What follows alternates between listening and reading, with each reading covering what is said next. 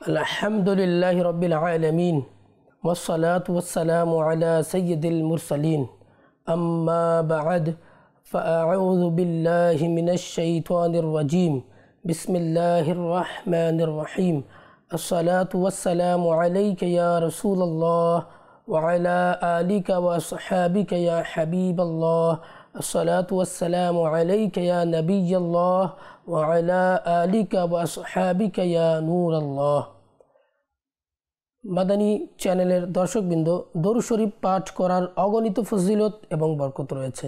রাসূল করিম রাউফুর রহিম হযরত মুহাম্মদ সাল্লাল্লাহু আলাইহি ওয়াসাল্লাম ইরশাদ করেন, যে ব্যক্তি আমার উপর একবার দরুদ শরীফ পাঠ করে আল্লাহ তাআলা তার উপর 10টি রহমত নাজিল করেন। সাল্লু আলাল হাবিব সাল্লাল্লাহু তাআলা আলা মুহাম্মদ সাল্লাল্লাহু আলাইহি ওয়াসাল্লাম। মাদানী চ্যানেলের দর্শকবৃন্দ, উপস্থিত হয়েছি আত্মিক ব্যাধি অনুষ্ঠানে। আর এই অনুষ্ঠানে আমরা কোনো একটি আত্মিক ব্যাধি নিয়ে আলোচনা করে থাকি। আজও এর ব্যত ঘটবে না। আজ আমরা যে আত্মিক ব্যাধির বিষয়টি নিয়েছি সেটা হচ্ছে খেয়ানত। আমরা এই অনুষ্ঠানে খেয়ানতের সংজ্ঞা, কুরআনে করিমের মধ্যে এ ব্যাপারে কী দিক নির্দেশনা রয়েছে, তাফসিরের মধ্যে কি এসছে, হাদিসের মধ্যে এ ব্যাপারে কী বর্ণনা করা হয়েছে এবং এই খেয়ানত থেকে বাঁচার উপায়টা কি সে সম্পর্কে আমরা আজকে আলোচনা করব। কাজেই মাদানী চ্যানেলের দর্শকবৃন্দ, আর দেরি না করি আমরা খেয়ানতের সংজ্ঞা শুনি। যে শরীয়তের অনুমতি ছাড়া কারো আমানতের মধ্যে হস্তক্ষেপ করার নামই হচ্ছে খেয়ানত। সূরা আনফালের 27 নং আয়াতের মধ্যে আল্লাহ তাআলা ইরশাদ করেন, ইয়া আইয়ুহাল্লাযীনা আমানু, হে ঈমানদারগণ, লা তাখুনুল্লাহা ওয়ার রাসূলা, তোমরা আল্লাহ এবং তার রাসূলের সাথে খেয়ানত করো না। ওয়া তাখুনু আমানাতিকুম ওয়া আনতুম তা'লামুন, এবং জেনে বুঝে তোমরা তোমাদের আমানতের মধ্যে খেয়ানত করো না। এই আয়াতে কারিমার শানে নুজুলের মধ্যে লেখা আছে যে ফরজ ছেড়ে দেওয়াটা হচ্ছে আল্লাহ তাআলার সাথে খেয়ানত করা, আর সুন্নাত ছেড়ে দেওয়াটা হচ্ছে রাসূল করিম সাল্লাল্লাহু আলাইহি ওয়াসাল্লামের সাথে খেয়ানত করা। আর এই আয়াতে কারিমা হযরত আবু লুবাবা আনসারী রাদিয়াল্লাহু তাআলা আনহুর ব্যাপারে নাজিল হয়। রাসূল করিম সাল্লাল্লাহু আলাইহি ওয়াসাল্লাম বনু কুরাইজার ইহুদিদেরকে মুহাসরা করে রেখেছিলেন, তাদেরকে ঘিরে রেখেছিলেন। তো কয়েকদিন যাবত তারা পেরেশানিতে ভুগছিল, টেনশনে ভুগছিল যে তারা বের হতে পারছে না, না খেতে পারছে, না আহার করতে পারছে, তারা রক্ষা পাবে কিভাবে। কাজেই ইহুদিদের সর্দার কাআব বিন সাদ, সে ওই ইহুদিদেরকে ডেকে সে বলল যে এখন আমাদের কাছে বাঁচার কয়েকটা উপায় আছে। একটা হলো যে আমরা সবাই মিলে তওবা করি এবং রাসূল করিম সাল্লাল্লাহু আলাইহি ওয়াসাল্লাম এর প্রতি ঈমান নিয়ে আসি। কারণ আমরা সবাই কিতাবের মধ্যে আমরা পড়েছি যে তিনি আল্লাহর রাসূল, আর এটা প্রমাণ হয়ে গেছে। আমরা যদি ঈমান নিয়ে আসি তার প্রতি, তার কথা যদি মেনে নিই, তাহলে আমরা বাঁচতে সক্ষম হব। তো সেখানে উপস্থিত ইহুদিরা এই কথায় রাজি হয়নি। তারা বলতে লাগলো যে না, আমরা মান্য করব না, আমরা ঈমান আনব না। তখন কাআব বিন সাদ, ওই ইহুদিদের সর্দার, তখন বলল যে তাহলে আমাদের কাছে উপায় হচ্ছে যে এখানে আমাদের কাছে যে আমাদের সন্তান সন্ততি স্ত্রী যারা আছে, আমরা সবাই মিলে তাকে হত্যা করে দিই, আর মুহাম্মদ সাল্লাল্লাহু আলাইহি সাল্লামের যারা সাহাবী আছে তাদের সাথে আমরা তরবারি বের করি, তাদের সাথে যুদ্ধ করি। কারণ তাদের সাথে যুদ্ধ করার পরে আমরা যখন ধ্বংস হয়ে যাব, আমরা মারা যাব, তখন আমাদের কোনো আর কষ্ট, আমাদের স্ত্রীর ব্যাপারে কোনো কষ্ট থাকবে না, সন্তানের ব্যাপারে কোনো কষ্ট থাকবে না, কোনো টেনশন থাকবে না। আমরা টেনশনহীন আমরা পৃথিবী থেকে বিদায় নেব। এই কথার মধ্যেও তারা ইহুদিরা বলল, সম্মত হলো না। তারা বলল না, এটাও আমরা করব না, আমরা আমাদের হাতে কীভাবে আমাদের সন্তান সন্ততিকে হত্যা করতে পারি।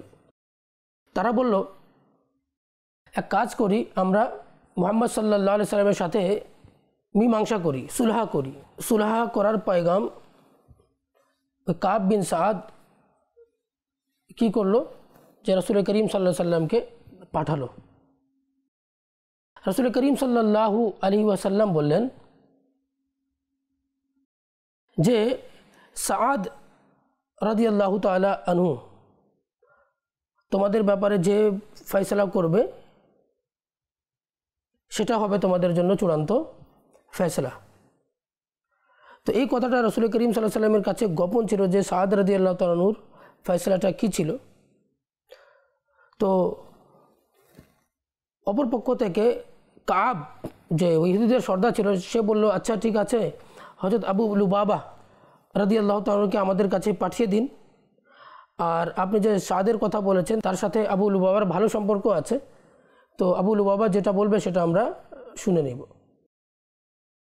হযরত আবু লুবাবা রাদিয়াল্লাহু তাআলা কী করলেন, যখন কাফের ইহুদিদের সর্দার কাব বিন সাদের কাছে গেল, সেখানে গিয়ে ইশারায় বলে দিল, অর্থাৎ যখন কাব জিজ্ঞেস করলো যে আমাদের জন্য কি সাদ রাদিয়াল্লাহু তাআলা আনহু রাসূল করিম সাল্লাল্লাহু আলাইহি ওয়াসাল্লাম যে বলেছেন তার ফয়সালা করাটা কি, তার মেনে নেওয়াটা কি ঠিক? লুবাবা রাদিয়াল্লাহু তাআলা আনহু কী করলেন, ইশারা করলেন গর্দানের দিকে ইশারা করে তিনি নবী পাক সাল্লাল্লাহু আলাইহি সাল্লামের যে আমানত ছিল, যে কথাটা গোপন ছিল, সে কথাটা প্রকাশ করে দিলেন। অর্থাৎ গর্দানের দিকে ইশারা করে বলেন যে তার কথা মেনে নেওয়াটা নিজের গলা কেটে দেওয়ার শামিল।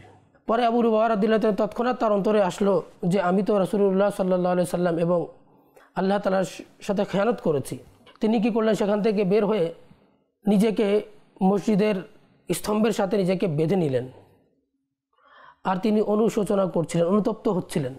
আর তার স্ত্রী কী করতো, শুধু যখন খাবারের সময় হতো এসে কি করতো, রশি খুলে দিত আর খাবার দিয়ে দিত, আবার পরে রশি দিয়ে বেঁধে দিত। কিন্তু আবু লুবাবা রাদিয়াল্লাহু তাআলা খাবার খাচ্ছেন না। 7 দিন হয়ে গেল, অজ্ঞান হয়ে গেলেন, বেহুশ হয়ে গেলেন। রাসূল করিম সাল্লাল্লাহু আলাইহি সাল্লাম যখন জানতে পারলেন ব্যাপারটা এরকম, রাসূল করিম সাল্লাল্লাহু আলাইহি সাল্লাম বললেন, যদি আবু লুবাবা নিজেকে না বেঁধে আমার কাছে এসে কথা বলতো আমি তাকে ক্ষমা করে দিতাম। কিন্তু যেহেতু সে নিজেকে বেঁধে নিয়েছে, যতক্ষণ পর্যন্ত তার ব্যাপারে আল্লাহ তাআলার পক্ষ থেকে কোনো ফয়সালা না আসছে ততক্ষণ পর্যন্ত আমি কিছু বলবো না। যাক, কিছুদিন পর আল্লাহ তাআলার পক্ষ থেকে ফয়সালা আসলো যে আল্লাহ তাআলা তাকে ক্ষমা করে দিলেন। আবার আবু লুবাবা রাদিয়াল্লাহু তাআলা বলেন, যতক্ষণ পর্যন্ত রাসূল করিম সাল্লাল্লাহু আলাইহি সাল্লাম নিজে এসে আমার রশি খুলবেন না আমি নিজে খুলবো না। রাসূল করিম সাল্লাল্লাহু আলাইহি সাল্লাম এসে রশি খুলে দিলেন। এরপর আবু লুবাবা রাদিয়াল্লাহু তাআলা বলেন, ইয়া রাসূলুল্লাহ, ইয়া হাবিবাল্লাহ, আমি যতক্ষণ পর্যন্ত নিজেকে এই শহর থেকে বের না করব ততক্ষণ পর্যন্ত আমি নিজের জন্য ক্ষমা এটা মনে করব না। রাসূল করিম সাল্লাল্লাহু আলাইহি সাল্লাম তাকে থামালেন আর বললেন যে এক কাজ করো, তোমার সম্পদ হতে তোমার 1/3 সম্পদ তুমি কি করো, তুমি বন্টন করে দাও, আল্লাহ তাআলা ক্ষমা করে দিবেন। অবশেষে আবু লুবাবা রাদিয়াল্লাহু তাআলা আনহু নিজের সম্পদ থেকে 1/3 তিনি বন্টন করে দিলেন। মাদিনী যারা দর্শকবৃন্দ, দেখুন এই আয়াতে কারিমার যে শানে নুজুল কতই চমৎকার, যে হযরত আবু লুবাবা রাদিয়াল্লাহু তাআলা আনহুর মাধ্যমে সামান্য একটু মিস্টেক হয়েছে, তিনি নিজেকে কত অনুতপ্ত হয়েছেন, অনুশোচনা করেছেন, নিজেকে রশি দিয়ে বেঁধেছেন আর নিজের সম্পদকে বন্টন করে দিয়েছেন। আল্লাহ তাআলা যেন আমাদের সবাইকে নেককার বানিয়ে দিক। আর এই যে খেয়ানতের মতো যে এমন একটা যে ঘৃণিত একটা গুনাহ, তা থেকে আল্লাহ তাআলা যেন আমাদেরকে বাঁচার তৌফিক দান করুক। রাসূল করিম সাল্লাল্লাহু আলাইহি সাল্লাম ইরশাদ করেন যে 3টি বিষয় এমন রয়েছে যার মধ্যে পাওয়া যাবে সেই ব্যক্তি মুনাফিক হবে, যদিও সে নামাজ পড়ুক, যদিও সে রোজা রাখুক। নাম্বার 1, যখন কথা বলে মিথ্যা কথা বলে, যখন ওয়াদা করে তখন ওয়াদার খেলাফি করে, যখন তার কাছে আমানত রাখা হয় তখন খেয়ানত করে। খেয়ানতের হুকুম কি? প্রত্যেক মুসলমানের উপর আমানত রক্ষা করা ওয়াজিব, আর খেয়ানত করা হারাম। আর খেয়ানত হচ্ছে জাহান্নামে নিয়ে যাওয়ার মতো কাজ। আরেক জায়গায় হাদিসে কারিমার মধ্যে আছে যে যে ব্যক্তির মাঝে 4টা খাসলাত পাওয়া যাবে সে হবে খালিস মুনাফিক। 3টা পাওয়া গেলে তো মুনাফিক, আর 4টা পাওয়া গেলে খালিস মুনাফিক। 1 নম্বর, যখন কথা বলবে মিথ্যা কথা বলে, যখন ওয়াদা করবে তখন সেটা ভঙ্গ করবে, আর যখন আমানত রাখা হবে সেটার খেয়ানত করবে। আর নাম্বার 4, যখন ঝগড়া করবে তখন গালি দিবে। এই 4 নম্বর, 4টা যদি বৈশিষ্ট্য পাওয়া যায় একজন মানুষের মাঝে, তাহলে সে হবে পাক্কা মুনাফিক, অর্থাৎ খালিস মুনাফিক। হযরত সৈয়দুনা আব্দুল্লাহ বিন আব্বাস রাদিয়াল্লাহু তাআলা আনহুমার দরবারে কিছু লোক এসে উপস্থিত হলো আর আরজ করলো যে আমরা হজের জন্য হজের সফরের উদ্দেশ্যে বের হয়েছিলাম, আর সিফাহ নামক স্থানে আমাদের কাফেলার মধ্য থেকে একজন লোক মারা গেল। আমরা যখন তার জন্য কবর খুঁড়লাম তখন অনেক বড় একটা কালো সাপ আমরা দেখলাম, যে কবরকে ভরে রেখেছিল। যখন আমরা কি করলাম, দেখলাম যে এই কবরের মধ্যে সাপ আছে, আমরা আর একটা কবর খুঁড়ে দিলাম। যখন আর একটা কবর খুঁড়লাম সেটার মধ্যেও সাপ ছিল। তিনি রাদিয়াল্লাহু তাআলা আনহু এই মাসআলার সমাধান করার জন্য সেখানে উপস্থিত হলেন। হযরত সাইয়েদুনা আব্দুল্লাহ ইবনে আব্বাস রাদিয়াল্লাহু তাআলা আনহুমা বললেন, এটা হচ্ছে তার খায়ানতের শাস্তি যা সে সবসময় করতো। তোমরা এক কাজ করো, এই 2টা কবর তোমরা খুঁড়েছো, 2টাতে সাপ রয়েছে, যে কোনো একটার মধ্যে তোমরা কি করে দাও, তাকে দাফন করে দাও। খোদার কসম, তোমরা দুনিয়ার পুরো জমিনকে যদি খুঁড়ে নাও তারপরও সেখান থেকে সাপ বের হবে, একই অবস্থা হবে।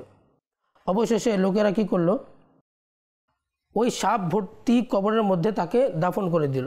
যখন তারা সবাই ফিরে আসলো আর তার যে সফরের মধ্যে যে জিনিসপত্র ছিল, যে পাথেও ছিল, সেগুলো নিয়ে আসলো আর ঘরের লোকদেরকে দিল।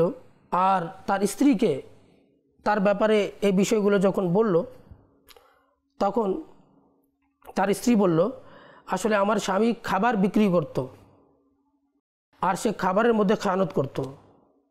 এভাবে করতো যে খাবার থেকে কিছু অংশ ঘরের জন্য রেখে দিত, আর বাকি যে ঘাটতিটা পূরণ করার জন্য সেটাতে ভেজাল মিশ্রিত করত। এই যে আমানতের খেয়ানত করত, মানুষকে ধোঁকা দিত, যার কারণে তাকে কবরে এই শাস্তি দেওয়া হয়েছে। মাদানী চ্যানেলের দর্শকবৃন্দ, অনেক লোক আছে যারা ওজন দেয়, সবজি বিক্রি করে, দুধ বিক্রি করে, তাদের কাছে পাল্লা থাকে। মনে রাখবেন যে মানুষ চুরি করার অনেক পন্থা। ডিজিটাল পাল্লার মধ্যে চুরি হতে পারে, আবার যেটা কাঁটাওয়ালা পাল্লা সেটাতেও চুরি হতে পারে। তো যারা চুরি করছেন মনে রাখবেন যেটা অনেক বড় অপরাধ, এটা আমানতের খেয়ানত। আপনি যে কম দিচ্ছেন, পূর্ববর্তী উম্মতের মধ্যে যারা কম দিত তাদের উপর আযাব এসেছিল। আল্লাহ তাআলা সূরা রহমানের মধ্যে বলেছেন, তোমরা পাল্লা এবং মাপের যে যন্ত্র আছে তোমরা সেটাতে কম দিও না, ভালোভাবে তোমরা ওজন দাও। ওজন দেওয়ার সময় তোমরা ঘাটতি করো না, কম দিও না। এটা অনেক বড় অপরাধ, এটা আমানতের খেয়ানত। আপনি তার কাছে মূল্য ঠেকিয়ে নিয়েছেন, টাকা ঠেকিয়ে নিয়েছেন। অনেক সময় দুধের মধ্যে অনেকে পানি মিক্স করে বিক্রি করে, পাউডার দুধ মিক্স করে বিক্রি করে দেয়। এটা আমানতের খেয়ানত। আল্লাহ তাআলা যেন আমাদেরকে বাঁচার তৌফিক দান করুক। আবার অনেক লোক আছে যারা কিছু সময়ের জন্য মানুষের কাছে কোনো জিনিস তারা নেয় ইউজ করার জন্য, আবার সেটাকে এমনভাবে ইউজ করে যে জিনিসটাই নষ্ট করে ফেলে। কারো কাছে বই নিয়েছেন পড়ার জন্য, ওই বই পড়তে পড়তে পেজ ছিঁড়ে ফেলেন, বইয়ের উপর আপনি হেডলাইন লাগাচ্ছেন, সেটাতে কালার করতেছেন। তো এটা তো আপনাকে অনুমতি সে দেয় নাই, আর যদি অনুমতি দেয় সেটা আলাদা ব্যাপার।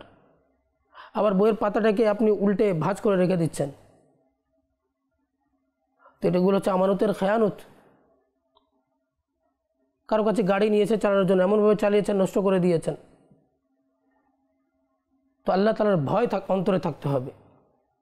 আল্লাহ তাআলা যেন আমাদেরকে বুঝার তৌফিক দান করুক। মাদানী চ্যানেলের দর্শকবৃন্দ, এখন আমরা জানবো যে মানুষ খেয়ানত কেন করে, এ থেকে বাঁচার উপায় কী। খেয়ানত করার 1 নম্বর কারণ হচ্ছে বদ নিয়ত, খারাপ নিয়ত। খারাপ নিয়ত মানুষের আমলকে বিনষ্ট করে দেয়, বরং বরবাদ করে দেয়। এর চিকিৎসা হচ্ছে বান্দা যেন নিজের নিয়তকে ঠিক রাখে এবং এই জেহেন যেন বানায় আল্লাহ আজ্জাওয়াজাল্লাহ আমার সুন্দর নিয়ত আর ইমানদারিত্বের বদৌলত দুনিয়া ও আখিরাতে সফলতা দান করুক। খেয়ানত করার দ্বিতীয় কারণ হচ্ছে ধোঁকা দেওয়ার অভ্যাস। এর চিকিৎসা হচ্ছে বান্দা নিজের মাথায় যেন এটা রাখে, মাথায় যেন ধোঁকা দেওয়ার ক্ষতিকে যেন সামনে রাখে। দুনিয়ার ক্ষেত্রেও এই খেয়ানত অনেক মন্দ আমল।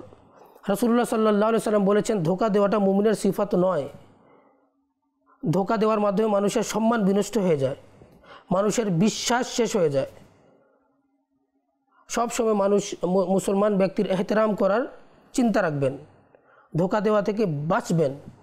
খেয়ানত করার তৃতীয় কারণ হচ্ছে যে তাওয়াক্কুল আল্লাহর ঘাটতি।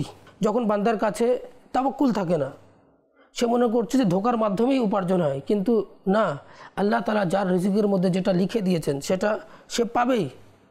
মানুষ বেশি থেকে বেশি উপার্জন করার জন্য কি করে মানুষকে ধোঁকা দেওয়ার চেষ্টা করে। এর চিকিৎসা হচ্ছে বান্দা যেন আল্লাহ আজ্জাওয়াজাল্লাহর উপর কামেল ভরসা রাখে এবং এই মাদানী জেহেন বানায় যে বিষয়টাই খেয়ানত করার কারণ হয় আমাদেরকে সেটা থেকে বাঁচতে হবে। কারণ আখিরাতের আযাব কঠিন, নিশ্চয় আল্লাহ তাআলার পাকড়াও কঠিন। আর খেয়ানতের চতুর্থ কারণ হচ্ছে নিজের নফসের আকাঙ্ক্ষাকে পূরণ করার জন্য চেষ্টা করা। মানুষ সবসময় চায় যে নিজের নফসের যেটা আকাঙ্ক্ষা আছে সেটাকে পূরণ করতেই হবে, সেটা না করলে আর হয় না। এর চিকিৎসা হচ্ছে বান্দা যেন নিজের নফসের জন্য মুহাসাবা করে, হিসাব করে, আর নফসের যে কুচক্র আছে, নফসের যে চক্রান্ত আছে, নফসের যে ষড়যন্ত্র আছে সেটার থেকে বাঁচার যেন চেষ্টা করে। रज़ा नफ्स दुश्मन है दम में ना आना कहाँ तुमने देखे है चंद्र आने वाले। আর খেয়ানতের আরেকটা কারণ হচ্ছে মুসলমানকে ক্ষতি করার সবসময় চেষ্টায় থাকা। এক দোকানদার আরেক দোকানদারের ক্ষতির মধ্যে লেগে থাকে, মনে করে যে তার দোকানে যেন কাস্টমার না যায়, পুরো কাস্টমার যেন আমার দোকানে চলে আসে। মুসলমানের উপকার করার কোনো ইন্টেন্সিটি নাই, চিন্তাধারা নাই। এক দোকানদার জানে যে আমার কাছে কাস্টমার আসছে, আমার কাছে জিনিস নাই, আমার পাশের দোকানদারের কাছে আছে। সে কি করছে, বলছে ভাই পাওয়া যাবে। সে তার পাশের দোকানদারের কথা না বলে দিয়ে তাকে অন্য রাস্তা দেখা দিল যে ওই দিকে চলে যাও। কিন্তু অথচ সে যদি বলতো আমার পাশের ভাইয়ের দোকানে আছে, সে সেখান থেকে নিত, তার মুসলমান ভাইয়ের কী হতো, লাভ হতো। অথচ সে কী করলো, ক্ষতি করে দিল। আর খেয়ানতের ষষ্ঠ কারণ হচ্ছে মন্দ সাহচর্য। সৎসঙ্গে স্বর্গবাস, অসৎসঙ্গে সর্বনাশ। মাদানী চ্যানেল দর্শক বিন্দু, সবসময় নেককার ব্যক্তিদের সঙ্গে থাকুন, দাওয়াত ইসলামীর মাদানী কাফলার মধ্যে সফর করুন, মাদানী চ্যানেল দেখতে থাকুন, আমিরুল সুন্নাতের প্রোগ্রাম দেখতে থাকুন, মাদানী মুজাকরা দেখতে থাকুন। ইনশাআল্লাহ আজ্জা ওয়া জাল্লা আপনার মাঝে নেকি করার স্পৃহা, প্রতিভা সৃষ্টি হবে। মাদানী চ্যানেল দর্শক বিন্দু, আজ এই পর্যন্ত। আগামী অনুষ্ঠানে আবারও একটা আত্মিক ব্যাধি নিয়ে আপনাদের সম্মুখে উপস্থিত হব। ততক্ষণ পর্যন্ত ভালো থাকুন, সুস্থ থাকুন, মাদানী চ্যানেল দেখতে থাকুন। সাল্লু আলা হাবিব সাল্লাল্লাহু তাআলা আলা মুহাম্মদ।